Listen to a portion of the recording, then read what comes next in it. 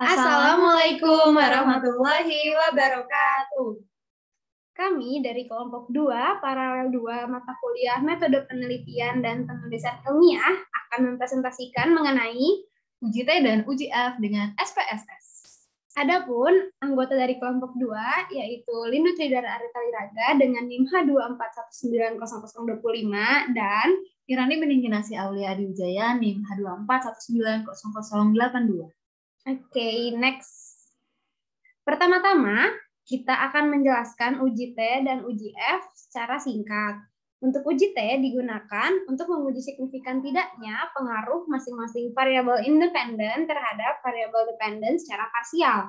Sedangkan uji F digunakan untuk menguji signifikan tidaknya pengaruh variabel independen secara simultan terhadap variabel dependen.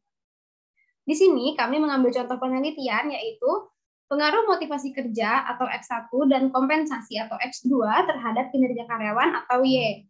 Adapun tahapan yang harus kita lakukan untuk uji hipotesis diantaranya yaitu merumuskan hipotesis penelitian seperti yang ada di layar. Yang kedua yaitu menetapkan besarnya level of significance atau alpha yaitu sebesar 0,05. Dan yang ketiga mengambil keputusan dengan dasar pengambilan keputusan sebagai berikut yaitu untuk uji T, jika nilai signifikansi kurang dari 0,05 atau terhitung lebih besar dari T tabel, maka terdapat pengaruh variabel X terhadap variabel Y. Jika nilai signifikansi lebih besar dari 0,05 atau terhitung kurang dari T tabel, maka tidak terdapat pengaruh variabel X terhadap variabel Y. Untuk uji F, jika nilai signifikansi kurang dari 0,05 atau F hitung lebih besar dari F tabel, maka terdapat pengaruh variabel X secara simultan terhadap variabel Y. Dan jika nilai signifikansi lebih besar dari 0,05 atau F hitung kurang dari F tabel, maka tidak terdapat pengaruh variabel X secara simultan terhadap variabel Y. Selanjutnya yaitu hasil kuesioner.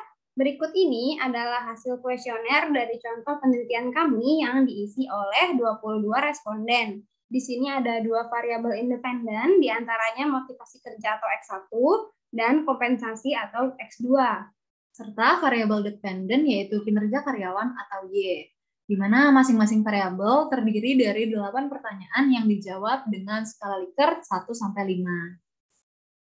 Oke, langsung aja. Sekarang kita olah data yang ada di sini pakai software SPSS. Ya, jadi pertama-tama yang pasti kita harus nyiapin software SPSS-nya dulu. Dan nanti kalau udah dibuka softwarenya SPSS ini ada data view dan variable view yang akan digunakan nanti sesuai kebutuhan. Oke. Gitu. Jadi pertama-tama kita blok dulu ya ini. Blok row 2-nya ya? Yap, betul. Kita copy.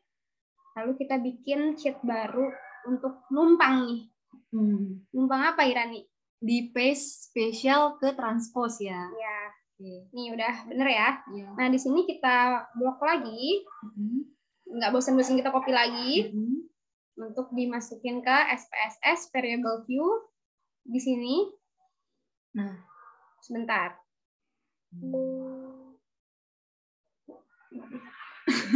Di sini kita paste. Nah, ini udah aman. Oh iya, tadi sebenarnya ada catatan ya. Di sini apa tadi? Di sini nggak boleh ada karakter spasi. Kalau nggak, nanti SPSS-nya jadi error. Iya, nggak bisa dimasukin spasi. Jadi kayak kita nulisnya total X1, total X2 tuh nggak ada spasinya. Kayak gitu. Lalu, selanjutnya kita ngapain nih? Kita isi labelnya. Oke, label yang di total X1 variabelnya motivasi kerja ya? Iya, motivasi kerja. Jadi kita isi yang variabel yang ada kayak total ini ya. Lalu di sini apa? Kompensasi. Lalu di total Y ada kinerja karyawan ya? Betul. Ya, setelah itu di sini desimalnya kan ada 2. Kita bikin jadi 0. Ini untuk memudahkan aja ya. Nah, ntar kita copy dulu. Ini bisa. Ya. Lalu kita blok aja biar cepat. Kita paste. Oh, tidak bisa ternyata. Tunggu ya. Kenapa ini? Agak ada kesalahan teknis sedikit gitu ya. Tapi mohon teman-teman untuk bersabar. Masa kita manual. Oke, sudah bisa. Penyesuaian dulu teman-teman. Kalau pertama kali baru pakai SPSS. Oke, desimalnya udah 0. Selanjutnya apa lagi nih? Ada yang kurang? Ini udah beres, kita bisa langsung buka data view aja nih. Oke. Nah, di data view ini nanti jadi di atasnya ini terlihat ya kayak Ada tadi. gambar penggaris gitu ya? Iya, nanti tertulis dari yang tadi kita masukin sampai ke total Y. Seperti itu. Selanjutnya? Selanjutnya kita buka lagi sheet kita yang tadi isinya data penelitian. Terus kita copy nih seluruh isinya dari mulai B3. Iya, B3 sampai B24 ya. Ini udah semua kita copy. Wah, nyempil. Kita paste di sini. Wah, sudah benar sekarang.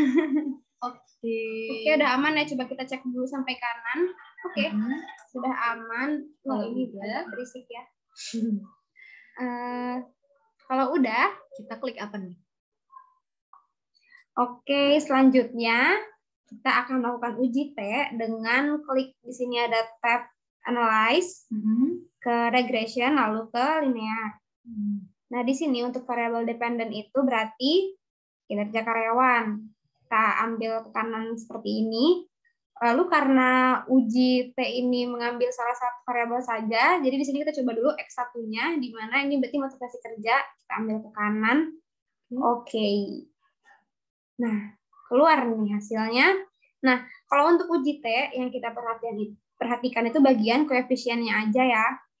Oke. Nah, sebelumnya aku pengen jelasin sesuatu dulu nih, teman-teman. Jadi, tadi di dasar pengambilan keputusan kita tahu kalau kita mau membuktikan bahwa terdapat pengaruh variabel X terhadap variabel Y, nilai signifikansinya harus kurang dari 0,05 dan nilai T hitungnya lebih besar dari nilai T tabel.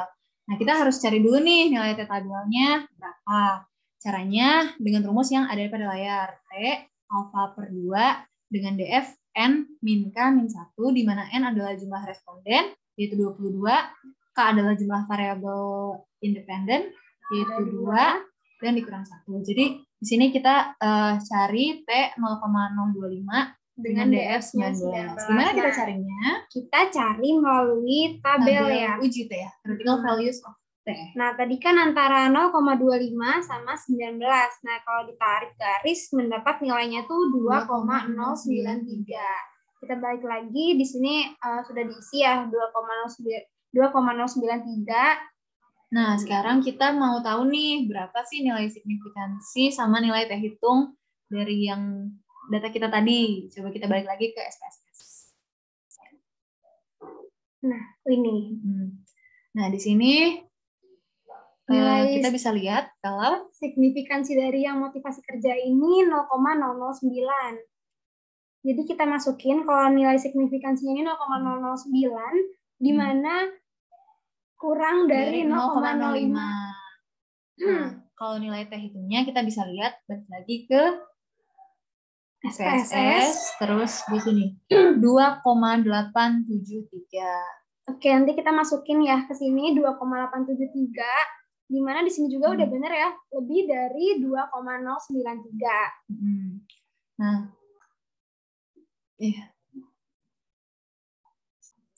jadi di sini kita bisa interpretasikan kalau hasil uji T atau uji parsial menunjukkan bahwa nilai signifikansi pengaruh motivasi kerja atau X1 terhadap kinerja karyawan atau Y adalah 0,009 berdasarkan tadi kita cari ya. Dan di sini tuh kurang dari 0,05.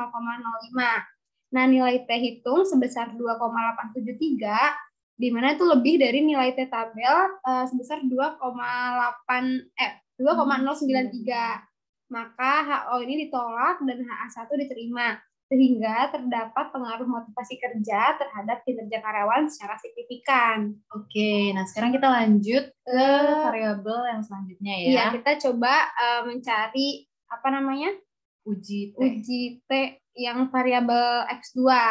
Nah, caranya sama ya.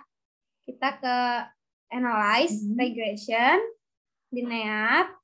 Nah, di sini dependennya nggak berubah, tapi untuk motivasi kerja di sini kita ubah ya. Diganti ya? Ya, ini kita tidak seperti itu ternyata. Oke, di-pause dulu saja. Iya, tadi ada noise dulu ya. Nah, di sini kita ganti si F1 ini menjadi X2 dengan kita geser ke kiri. Kita ambil kompensasi, kita geser ke kanan. Oke. Sama kayak tadi, kita lihat koefisien T-nya 2,873 dan signifikansinya 0,009. Sama ya. Nah, di sini. Ya. Jadi kita bisa interpretasikan juga bahwa hasil uji T atau uji parsial menunjukkan bahwa nilai signifikansi pengaruh kompensasi atau X2 terhadap kinerja karyawan atau Y adalah 0,009, di mana itu kurang dari 0,05. Dan nilai T hitung sebesar 2,873, di mana itu lebih besar dari nilai T tabel, yaitu 2,093. Maka HO1 ditolak dan HA1 diterima. Sehingga terdapat pengaruh kompensasi terhadap kinerja karyawan secara signifikan. Oke, selanjutnya kita bakalan ngerjain untuk yang uji F-nya. Kita balik lagi nih ke SPSS-nya. Kita lihat data view tadi. Nah, di sini sama ya. Masih sama. Kita analyze, mana regression, lalu linear. Tapi karena uji F ini menguji dari dua variabel independen, jadi di sini kompensasi ini nggak sendiri. Dia akan mengajak motivasi. Tapi biar urutan kita bikin dari motivasi kerja dulu, baru kompensasi. Jadi dua gini ya, dependennya kinerja karyawan, independennya motivasi kerja sama kompensasi. Klik OK. Nah, kalau di uji F kita perhatiin yang di ANOVA, yaitu F dan sigmanya, signifikansinya. Nah, seperti tadi aku juga mau jelasin dulu nih sedikit nih, balik lagi. Kalau di awal di dasar pengambilan keputusan, kalau kita mau membuktikan bahwa terdapat pengaruh variabel X secara simultan terhadap variabel Y, nilai signifikansinya harus kurang dari 0,05 dan nilai F itunya lebih besar dari nilai F tabel. Kita cari tahu dulu nih nilai F tabelnya berapa. Nah, caranya adalah kita buka tabel yang statistik, critical values of F. Di sini kita punya dua variabel independen. Jadi untuk di row-nya kita lihat yang dua, dan untuk di kolomnya ini, DF-nya ini kita pilih yang 19 karena dengan rumus yang sama yaitu N min K min 1 gitu. Oke, jadi dapat hasilnya 3,5219. Kita balik lagi.